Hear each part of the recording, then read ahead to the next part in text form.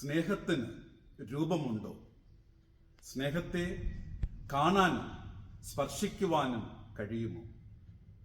സ്വർഗത്തിലെ സ്നേഹം ഈ ലോകത്ത് മനുഷ്യനായി അവതരിച്ചതാണ് ക്രിസ്മസ്.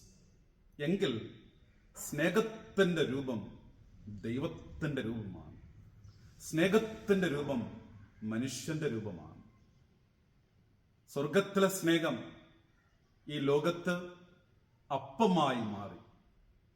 സ്വർഗത്തിലെ സ്നേഹം ഈ ലോകത്ത് ദിവ്യ കാരുണ്യമായി മാറി.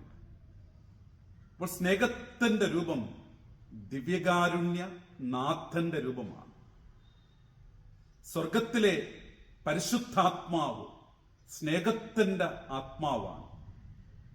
സ്നേഹത്തിന്റെ ആത്മാവായ പരിശുദ്ധാത്മാവ് അഗ്നി നാവിന്റെ രൂപത്തിൽ ശിഷ്യന്മാരുടെ മേൽ ആവസിക്കുകയാണ്. അപ്പോൾ സ്നേഹത്തിന്റെ രൂപം പരിശുദ്ധാത്മാവിന്റെ രൂപമാണ്. സ്നേഹത്തിന്റെ രൂപം അഗ്നിയുടെ രൂപമാണ്.